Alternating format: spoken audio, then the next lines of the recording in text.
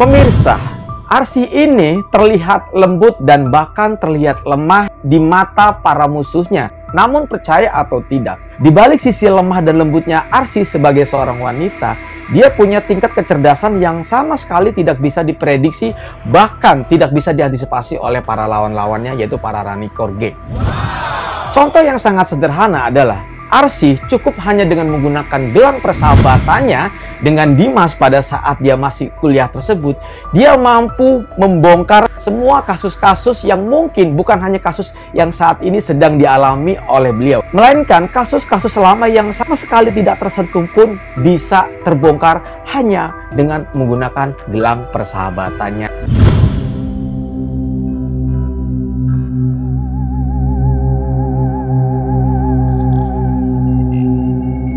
Rani adalah sosok wanita yang sangat ambisius dan terobsesi dengan semua apa yang dia inginkan.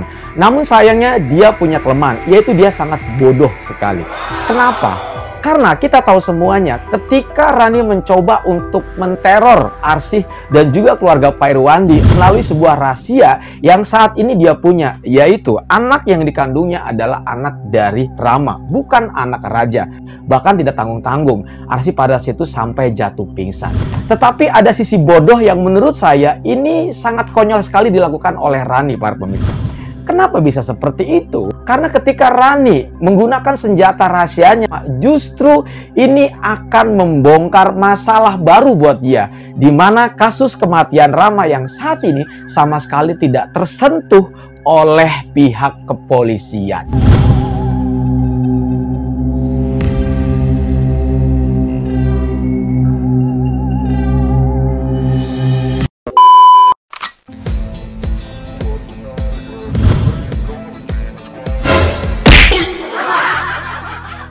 Oke guys, assalamualaikum warahmatullahi wabarakatuh. Selamat datang lagi teman-teman. Apa kabar kalian semua? Semoga sehat selalu, panjang umur, banyak rezeki, dan selalu dimudahkan segala urusannya. Dan siapapun kalian yang menonton video ini, semoga doa saya yang terbaik. Dan seperti biasa, buat teman-teman yang baru saja bergabung dengan channel ini, saya ucapkan selamat datang dan semoga tayangan ini bisa menghibur kalian semuanya. Alright. Dan seperti biasa teman-teman, kita akan membahas alur cerita dari trailer drama series Amka di episode yang ke-66. Cerita ini dimulai dari Dias dan Iqbal. Kenapa? Karena mereka berdua punya hal yang menarik yang mungkin membuat para penonton semuanya menjadi suka dan mungkin bisa dibilang menjadi sebuah bumbu dalam sebuah makanan. Jadi tambah sedap kali ya.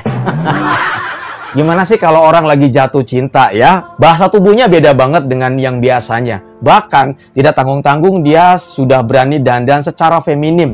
Karena pada saat itu dia sadar bahwa sosok Iqbal adalah sosok orang yang sangat dewasa, apalagi dengan statusnya sebagai seorang dokter spesialis di salah satu rumah sakit yang terkenal yang ada di kota Jakarta. Makanya dia berusaha untuk berpenampilan feminim dan semakin membuat Iqbal semakin suka kepada dirinya.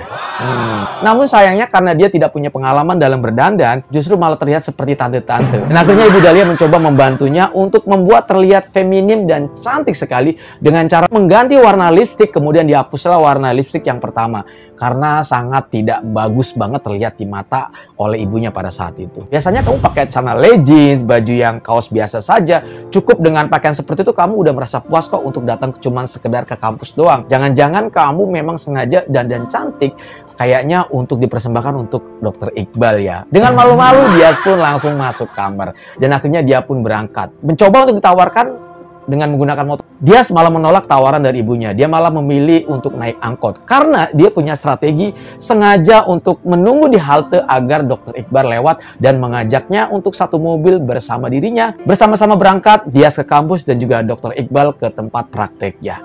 Dan akhirnya sesuai dengan ekspektasi, ketika dia sudah lama menunggu, Dr. Iqbal pun datang sengaja menghampiri dirinya. Kemudian mereka pun berjalan bersama dalam satu mobil, yaitu mobilnya Dr. Iqbal. Setelah di dalam mobil, banyak sekali pujian-pujian dan gombalan-gombalan dari Dr. Iqbal yang keluar hingga menusuk dan bahkan tidak tanggung-tanggung kepada pemirsa. Itu bisa membuat grogi si Dias. Sampai akhirnya karena tidak kuat dengan semua ucapan-ucapan yang begitu menusuk hati Dias, Dias pun terpaksa memutuskan untuk berhenti dan keluar dari mobil Iqbal pada saat itu. Maklumlah guys ya, dia sudah lama tidak digombalin sama cowok ganteng, apalagi cowok yang seperti Dr. Iqbal yang pada saat ini memang betul-betul sedang jatuh cinta kepada dirinya.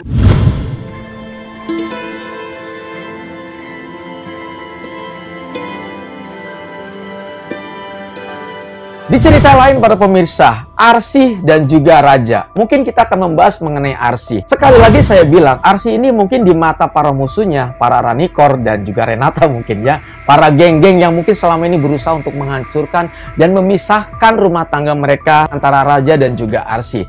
Yang sampai saat ini mereka belum bisa memisahkan mereka berdua. Arsy ini di mata para musuhnya, dia sangat terlihat lembut dan lemah sekali.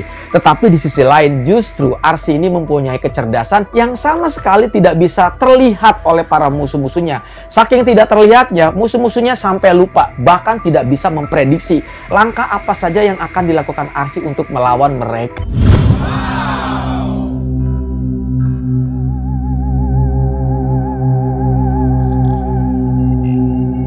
Contoh kecerdasan Arsy yang sangat sederhana. Cukup dengan menggunakan gelang. Dia sengaja datang bersama Raja pada saat itu untuk menemui Dimas. Dia mengeluarkan gelang di atas meja dengan tujuan agar Dimas melihat Arsy pada saat itu menjadi sosok sahabatnya yang terbaik pada saat dulu sampai saat sekarang. Ketika semua diungkapkan oleh Dimas di kantor kepolisian dengan sebuah pertemuan dengan menggunakan gelang tersebut, semua emosi yang ada di dalam diri Dimas pun keluar. Bahwa tujuannya selama ini adalah satu, dia tidak mau ada orang lain yang merebut Arsy dari dirinya. Secara tidak sengaja justru ungkapan itu malah membongkar semua permasalahan-permasalahan dulu yang sama sekali tidak tersentuh. Salah satunya adalah tentang kematian Rama, kemudian juga kasus di pelelangan. Dan garis besarnya para pemirsa, kecerdasan Arsy yang sama sekali tidak bisa diprediksi oleh para musuhnya. Cukup dengan gelang, permasalahan yang sama sekali tidak tersentuh telah dibuka pintunya oleh Dimas sendiri para pemirsa. Exactly, cerdas banget sih menurut gua.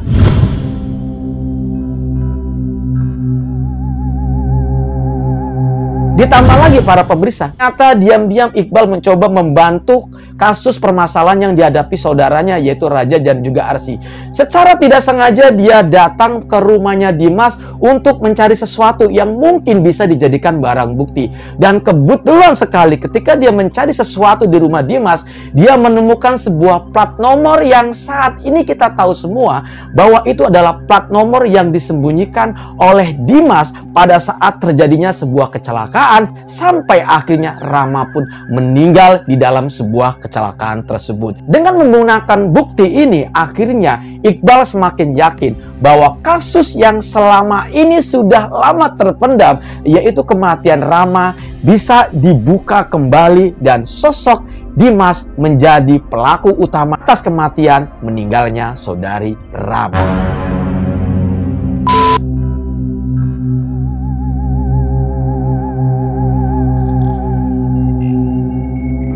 Exactly. Akhirnya cerita ini semakin mengerucut pemirsa. Kasus yang sudah lama tidak tersentuh oleh pihak kepolisian, dengan adanya bukti-bukti baru, maka semua kedok-kedok dari para Ranikor geng dan juga Dimas geng mulai terbongkar para pemirsa. Ceritanya semakin menarik dan semakin saja membuat kita penasaran. Dan semoga saja kejahatan-kejahatan yang mereka lakukan sedikit demi sedikit mulai terbongkar dan mulai muncullah barang-barang bukti baru yang bisa menjerat mereka dan menghukum mereka ke dalam penjara. Mantap! Lebok siap kabeh. Sekian dari saya, terima kasih banyak. Saya undur diri pamit. Assalamualaikum warahmatullahi wabarakatuh dan bye-bye.